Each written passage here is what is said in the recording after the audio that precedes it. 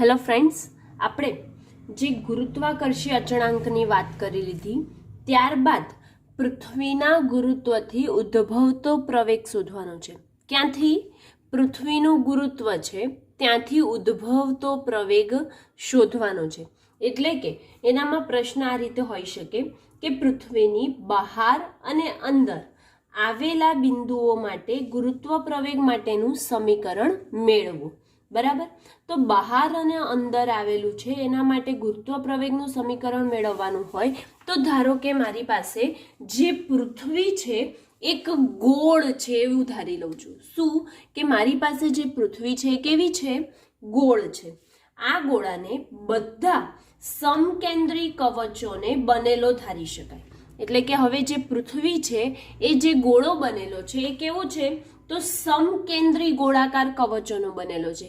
એના જોડે જ એના એક જ કેન્દ્રમાં છે, કેન્દ્ર એક જ છે બધાનું, એટલે કે સમકેન્દ્રી છે અને એવી જ કવચો બીજી નાની મોટી કવચોથી બનેલો છે એવું ધારી શકાય. તો સૌથી નાની કવચ કેન્દ્ર પર અને સૌથી મોટી કવચ સપાટી પર હોય છે. નાની કવચ એના વચ્ચે બાજુ અને મોટી કવચ એની સપાટી છે એવું લઈ લઈએ.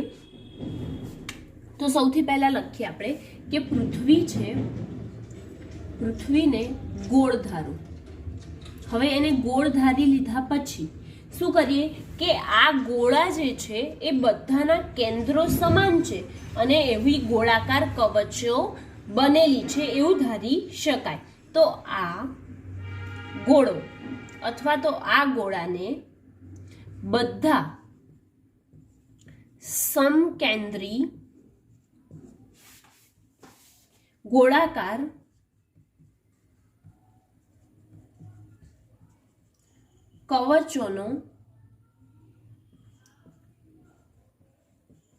કવચોને બનેલો ધારી શકાય. હવે આ જો ગોળાકાર કવચોનો બનેલો હોય તો સૌથી નાની કવચ ક્યાં છે? કેન્દ્ર પર. અને સૌથી મોટી કવચ તેની સપાટી પર હોય છે. સૌથી નાની કવચ કેન્દ્ર પર અને મોટી કવચ સપાટી પર હોય છે એવું કહી શકાય. હવે પૃથ્વીની બહાર આવેલા બિંદુઓ કોઈ કણ વિચારો. પૃથ્વીની સપાટી છે ત્યાં બહાર આવેલા બિંદુએ કોઈ કણ વિચારવામાં આવે તો એ સમગ્ર પૃથ્વી વડે તે કણ પર લાગતું બળ શોધવા માટે સમગ્ર પૃથ્વીનું શું લેવું પડે? દળ. અને તેના કેન્દ્ર પરથી કેન્દ્રિત થયેલું ગણી શકાય. શું? જે પૃથ્વી છે એ પૃથ્વીની સપાટી પર કોઈ પણ એક બિંદુ ધારવું પડે અને એ બિંદુ પર એક કણ છે એ કણ પર બળ શોધવા માટે આપણે પૃથ્વીનું દળ તેના કેન્દ્ર પર કેન્દ્રિત થયેલું છે તેવું ગણી શકાય. તો પૃથ્વીની બહાર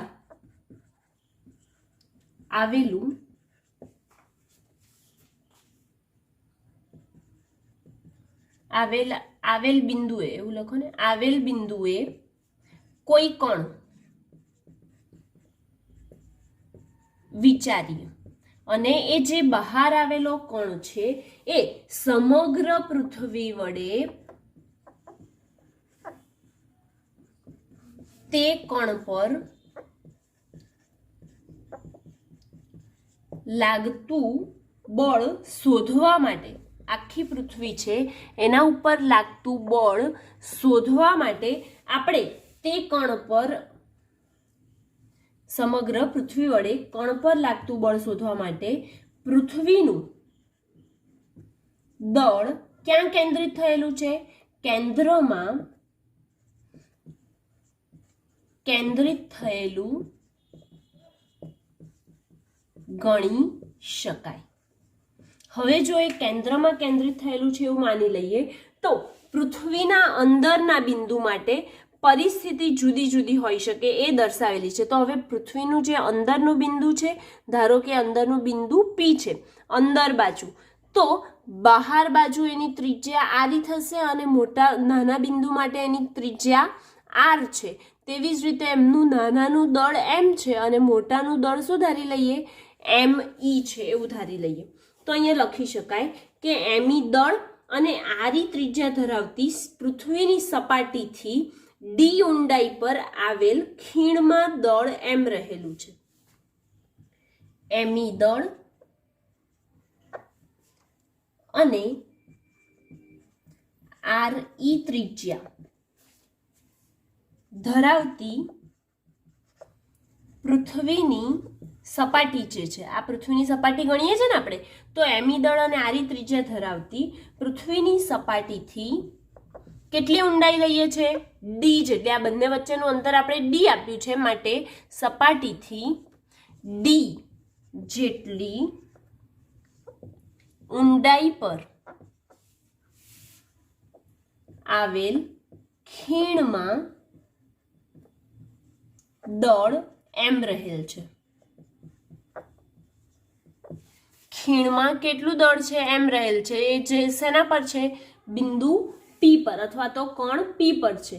અને આપણે પૃથ્વીને ગોળીય સમમિતિ ધરાવતી ગણી શકીએ છીએ. તો આના ઉપરથી પૃથ્વીને અનેક સમકેન્દ્રી કવચોની બનેલી છે એવું કલ્પી શકાય. એટલે કે આપણે તો અહીંયા બે જ બતાય, એની જગ્યાએ 1 2 3 એવી રીતે છેલ્લે આવે એનું કેન્દ્ર પર જ કેન્દ્રિત થયેલું હોય એનું દળ એવું માની લીધું હતું ને આપણે. માટે કેમ કે એના ઉપર એક કરતાં વધારે કવચો હશે એવું આપણે કલ્પી શકીએ આના ઉપરથી કે ડી ઊંડાઈએ છે તો એવી બીજી D2 ઊંડાઈ, D1 ઊંડાઈ, એવી રીતે અલગ અલગ ઊંડાઈએ તે હોઈ શકે છે. તો આના ઉપરથી એવું લખીએ કે પૃથ્વીને અનેક સમકેન્દ્રી કવચોની બનેલી કલ્પી શકાય છે અને પૃથ્વીના કેન્દ્રથી R અંતરે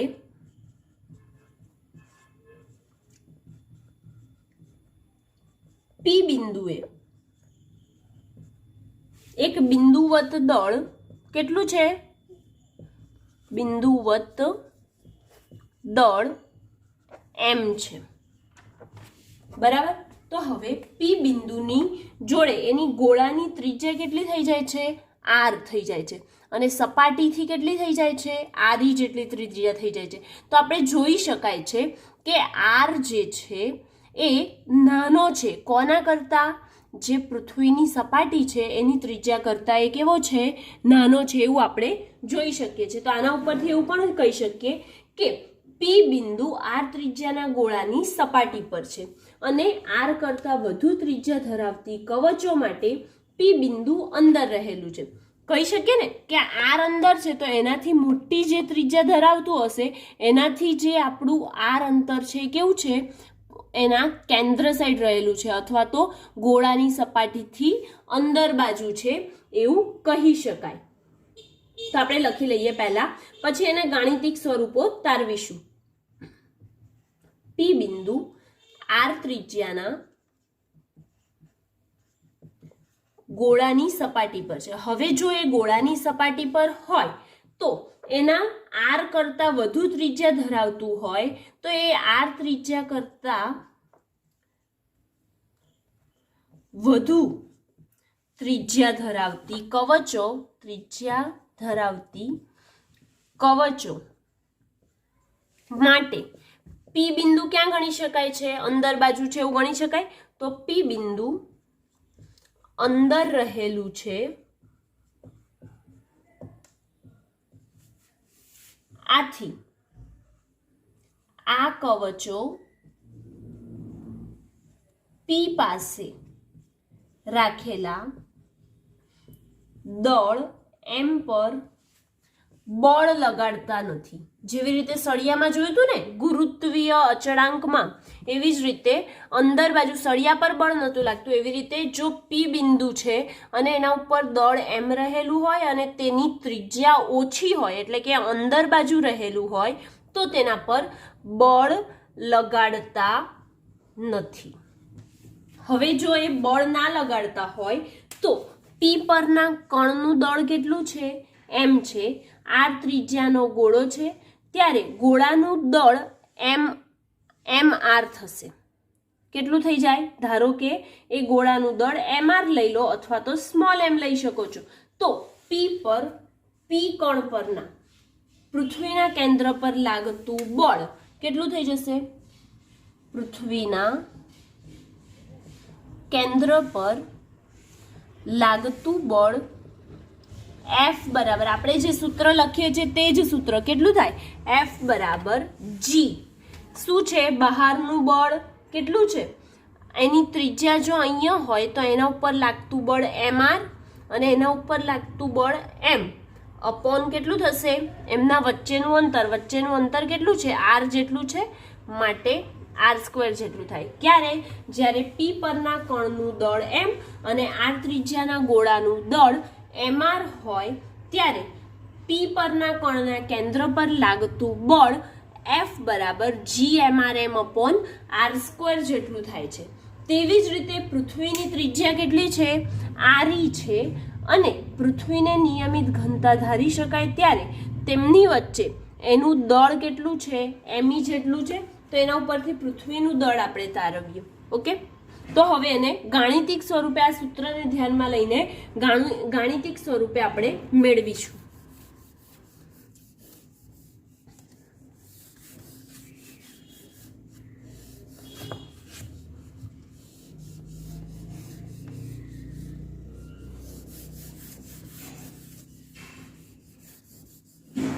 ઓકે ગાઈઝ, ચલો આપણે મેળવીએ. આને જે સમીકરણ છે એને સમીકરણ નંબર 1 આપી દઈએ. તો આ સમીકરણ પણ ઉપરથી જ લખી કાઢીએ કે પૃથ્વીનું દળ, એટલે આપણને સરળતા પડે. પૃથ્વીના કેન્દ્ર તરફ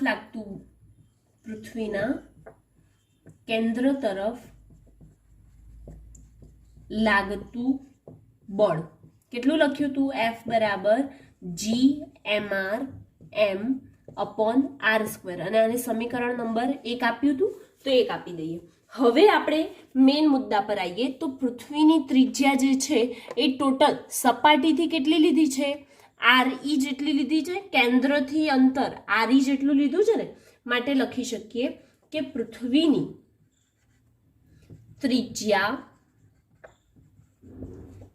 re અને પૃથ્વીને નિયમિત ઘનતા ધરાવતી શું કરી શકીએ છે? ધારીએ છે. તો ધારી છે માટે પૃથ્વીનું દળ me થાય ને, લખ્યું છે me, તો પૃથ્વીનું દળ me બરાબર કેટલું થઈ જશે? પૃથ્વી કેવી હોય? ગોળ હોય ને, તો એની ઘનતા બરાબર શું થાય? દળ છેદમાં કદ. તો રો m નો m v ને સામે લઈ જઈએ અને ઇન્ટુ m એટલે આપણે પૃથ્વીનું દળ છે, રો m નો m, ઘનતા એમની એમ, v એટલે શું? કદ ગોળાનું છે. ગોળાનું કદ કેટલું થાય? 4/3 πr ઘન થાય કે ના થાય? થાય. આપણે મેથ્સમાં સૂત્ર ભણી ગયા છે. તો રો બરાબર 4/3 πr ઘન બરાબર m લખી શકીએ. માટે પૃથ્વીનું દળ me બરાબર શું લખીશું? રો 4/3 પાઈ re³ કેમ કે અહીંયા આપણે પૃથ્વીથી અંતર કેટલું લીધું છે? re જેટલું લીધું છે ને, માટે re નો ઘન એ સ્વરૂપે લખીએ છીએ. બરાબર. હવે આ જે 4/3 પાઈ re³ છે અને રો છે, એમને આ બાજુ સામે બાજુ લઈ લઈએ તો કેટલું થઈ જશે? 4/3 pi rho is equal to me upon શું થઈ જાય? re³ થાય. ઉપર મુજબ એ આપણે ઉપરના સૂત્રમાંથી લખ્યું કે me ની છેદમાં શું લખી દીધું? re નો ઘન લખ્યો. હવે જો 4/3 પાઈ રો બરાબર me છેદમાં re³ થાય તો એને હું સમીકરણ નંબર 2 આપી દઉં. તો mr બરાબર કેટલું થઈ જશે? આપણે અહીંયા mr બી તો લખ્યું છે, પણ તો સપાટી માટે છે. બરાબર ને? જો આપણું નાનું હોય કવચ તો mr થાય છે ને, તો mr બરાબર શું લખી શકાય? તેથી mr બરાબર 4/3 પાઈ રો અને એની જોડે શું આવશે? આર ક્યુબ આવશે. કેમ આર ક્યુબ આવશે? કેમ કે એમની વચ્ચેનું અંતર કેટલું છે? આર છે ને, માટે 4/3 પાઈ રો આર ક્યુબ થાય. બરાબર. તો હવે 4/3 પાઈ રો આર ક્યુબ છે એને હું સમીકરણ નંબર 3 આપી દઉં. હવે આ જે સમીકરણ 3ની કિંમત હું સમીકરણ 1માં મૂકું તો શું થાય તે જોઈએ. તો F બરાબર GM અપોન આર સ્ક્વેર. કોની કિંમત મૂકવાની છે? MRની મૂકવાની છે. તો MRની કિંમત મૂકીએ 4/3 પાઈ રો આર ક્યુબ. હવે આરની 3 ઘાત અને આરની 2 ઘાત. સોલ્યુશન આપણને આવડે. કેટલી ઘાત બચે? 2 ઘાત ઉડી જાય, અહીંયા એક જ ઘાત બચે ને, તો એક જ ઘાત બચાવીએ તો શું આવશે આપણો જવાબ?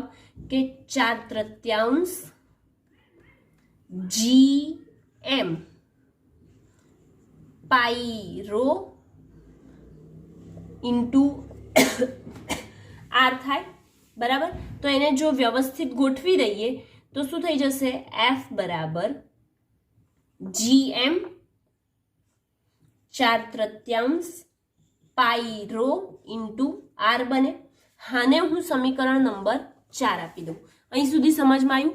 સૌથી પહેલા પૃથ્વીના ગુરુત્વ ઉદ્ભવનો પ્રવેગ શોધવા માટે શું કર્યું?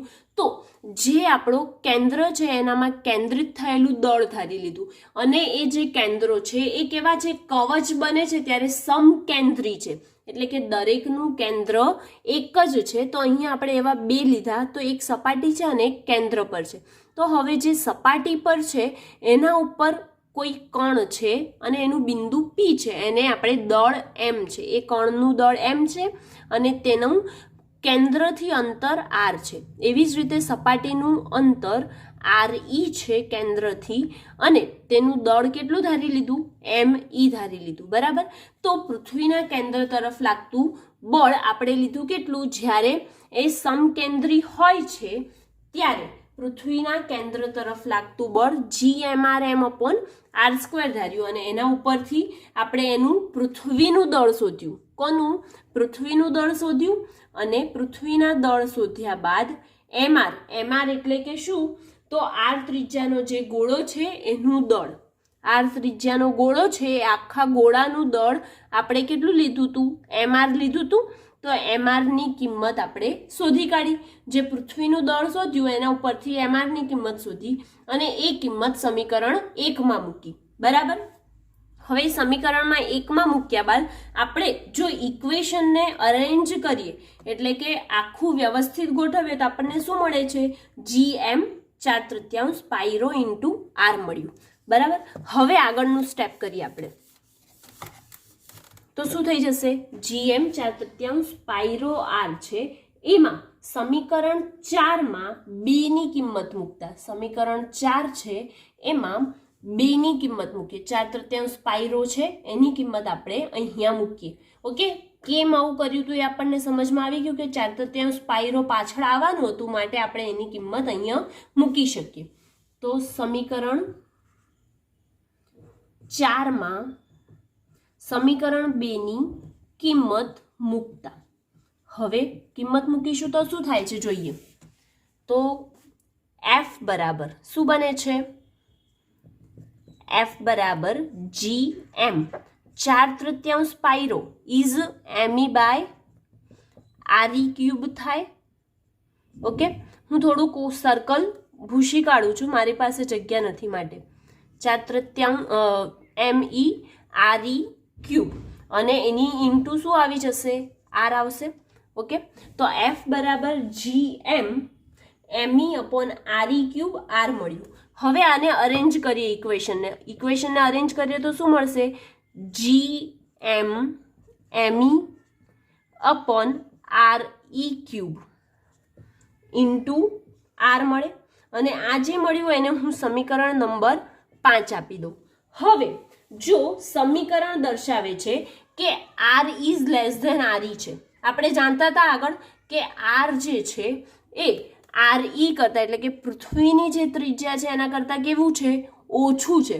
જો એના કરતાં ઓછું હોય તો આપણે એની કિંમત મૂકીએ તો F ઇઝ પ્રપોઝનલ ટુ શું થઈ જાય? R થાય.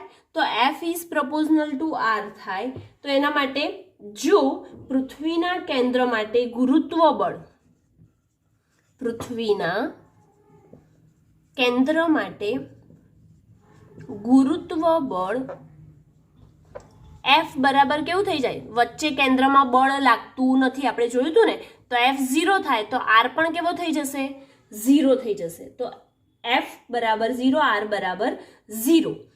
તેથી શું લખી શકીએ કે જો m દળનો પદાર્થ પૃથ્વીની સપાટી પર જ હોય, m દળનો આ જે પદાર્થ છે પૃથ્વીની સપાટી પર જ હોય, તો તેમની વચ્ચેનું જે અંતર છે એ કેવું થઈ જાય, એક સરખું થઈ જાય, R બરાબર RE થઈ જાય. તો R બરાબર RE થઈ જાય તો આ સમીકરણમાં મૂકીએ તો શું મળશે, F બરાબર GM ME upon RE cube into RE. તો એક RE કેન્સલ થાય તો શું બચે, F બરાબર GM ME upon RE square બચે. અને આ જે સમીકરણ છે F બરાબર GMEM RE સ્ક્વેર આપણને કોનું સમીકરણ મળી ગયું કે પૃથ્વીની સપાટી પર જે બળ લાગતું હતું એનું સમીકરણ આપણને અહીંયા મળી ગયું. હવે આપણે તો કોની સાથે સરખાવવાનું છે, તો આપણે ગુરુત્વ પ્રવેગ જે ઉદ્ભવે છે, પૃથ્વીના ગુરુત્વથી ઉદ્ભવતો પ્રવેગ છે એ અંદર અને બહારની સાઈડ શોધવાનું છે, બરાબર. તો F બરાબર GMEM RE સ્ક્વેર એના ઉપરથી ન્યૂટનની ગતિના બીજા નિયમ પરથી શું મેળવ્યું તો આપણે F બરાબર mg મેળવ્યું હતું કે નહોતું મેળવ્યું, હા મેળવ્યું હતું, બરાબર ને. તો F બરાબર mg મેળવ્યું હતું એનામાં આપણે કિંમત મૂકીશું. ઓકે, અને આ બંને સમીકરણને સરખાવીએ, શું થઈ જશે, m દળ વડે ઉદ્ભવતા પ્રવેગને g વડે દર્શાવાય છે. હવે જો એને g વડે દર્શાવતું હોય તો ન્યૂટનની ગતિના બીજા નિયમ મુજબ, ન્યૂટનની ગતિના બીજા નિયમ પરથી F બરાબર શું થાય, mg થાય છે. F બરાબર mg થાય અને અહીંયા F બરાબર સમીકરણ 6 માં શું મળ્યું, GMME અપોન RE સ્ક્વેર મળ્યું. તો સમીકરણ 6 અને આ જો સમીકરણ 7 હોય તો આ બંને સમીકરણને શું કરવી દઈએ, આપણે સરખાવી દઈએ. તો 6 અને 7 ને સરખાવતા શું થઈ જશે, mg બરાબર GMME upon RE square, mm cancel થઈ જાય. માટે પૃથ્વીને ગુરુત્વથી ઉદ્ભવતો પ્રવેગ g બરાબર શું મળે આપણને, GME અપોન RE સ્ક્વેર મળે છે. શું મળે છે, g બરાબર GME અપોન RE સ્ક્વેર, જ્યાં g શું છે, સાર્વત્રિક અચળાંક અથવા તો ગુરુત્વાકર્ષણનો બળ અચળાંક છે. ME શું છે, તો એ પૃથ્વીની સપાટી પરનું દળ છે, એટલે કે પૃથ્વીના સપાટીનું જે ગોળો છે એનું દળ છે. અને RE શું છે, તો કેન્દ્રથી પૃથ્વીની સપાટી વચ્ચેનું અંતર છે. ઓકે, અને આપણે બધા આની વેલ્યુ જાણીએ છીએ. પૃથ્વીની ત્રિજ્યા છે એનું શું છે વેલ્યુ, 6400 કિલોમીટર છે. ઓકે, જીની વેલ્યુ પણ આપણે જાણીએ છીએ, કેટલી છે, 6.67 ગુણ્યા 10⁻11 ન્યૂટન મીટર સ્ક્વેર પર કેજી સ્ક્વેર છે. અને પૃથ્વીનું દળ કેટલું છે એ પણ જાણીએ, ME બરાબર 6 ગુણ્યા 10⁻24 કિલોગ્રામ છે. હવે આ બધાની કિંમત જો આ સમીકરણમાં મૂકી દઈએ તો આપણને g બરાબર મળે 9.8 મીટર પ્રતિ સેકન્ડ સ્ક્વેર મળે છે. ઓકે, અને આના ઉપરથી આપણે g નું મૂલ્ય મેળવી શકીએ છીએ, ગુરુત્વથી ઉદ્ભવતો પ્રવેગ g નું મૂલ્ય મેળવી શકાય છે. ઓકે, અને આની સાથે પૃથ્વીના ગુરુત્વથી ઉદ્ભવતો પ્રવેગ એ અહીંયા કમ્પ્લીટ થાય છે. ઓકે.